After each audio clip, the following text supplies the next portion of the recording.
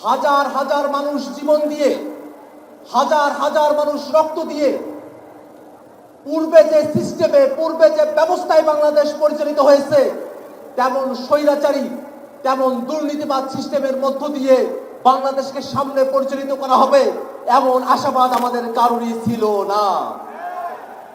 নতুন যে বাংলাদেশ, এই বাংলাদেশ নতুন ব্যবস্থায় পরিচালিত হবে, নতুন সিস্টেমে পরিচালিত হবে। নতুন বাংলাদেশে কোনো দুর্নীতিবাজ, কোনো চাঁদাবাজ, কোনো টেন্ডারবাজের জায়গা হবে না।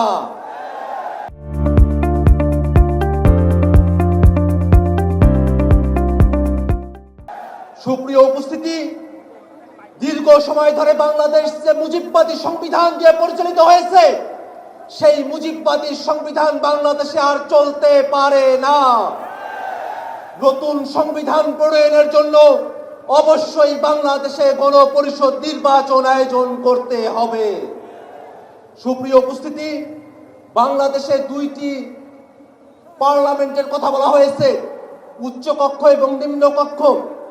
ইতিমধ্যে উচ্চকক্ষের নির্বাচনে পিআর পদ্ধতিতে প্রতিনিধিত্ব নির্ধারণ করা হবে, এই দাবির পক্ষে জাতীয় নাগরিক পার্টি এনসিপি সহ বাংলাদেশের প্রায় সকল রাজনৈতিক দল একমত হয়েছে। কিন্তু দুর্ভাগ্যের বিষয়, একটি কি দুটি দলের কারণে পিআর পদ্ধতিকে উচ্চকক্ষে বাস্তবায়ন করা সম্ভবপর হচ্ছে না।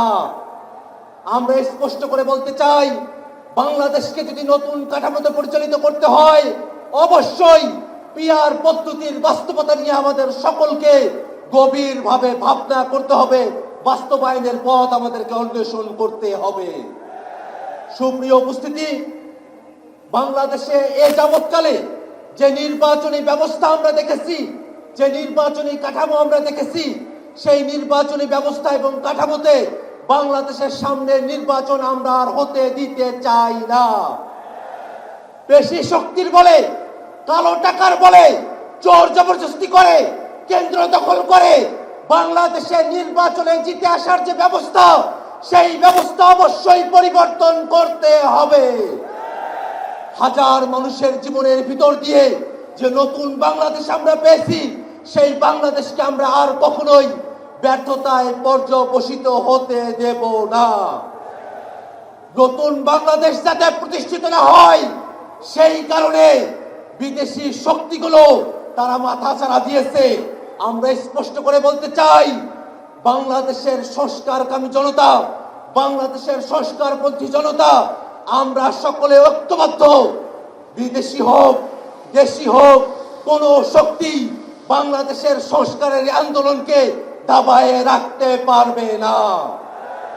একই সাথে আজকের এই মহাসমাবেশের গুরুত্বপূর্ণ বক্তব্য হলো, বিগত 15 বছর ধরে বাংলাদেশের মানুষের উপরে যারা স্বৈরাচারী কায়দায় জুলুম করেছে, বাংলাদেশের মানুষের উপরে পিলখানা, শাপলা সহ 24-এর অভ্যুত্থানে গণহত্যা সংগঠিত করেছে, সেই সব গণহত্যাকারী আওয়ামী লীগ এবং তাদের দোসর, তাদের সকলকে বিচারের আওতায় নিয়ে আসতে হবে। সম্মানিত উপস্থিতি, বাংলাদেশের সংস্কার এবং বিচারের মধ্য দিয়ে নতুন বাংলাদেশ প্রতিষ্ঠিত হবে। সেই বাংলাদেশ প্রতিষ্ঠায় বাংলাদেশের সকল মুক্তিকামী জনতা ঐক্যবদ্ধ ভূমিকা পালন করবে, এই আশাবাদ ব্যক্ত করে আমি আমার সংক্ষিপ্ত বক্তব্য এখানে শেষ করছি। আসসালামু আলাইকুম ওয়া রাহমাতুল্লাহ।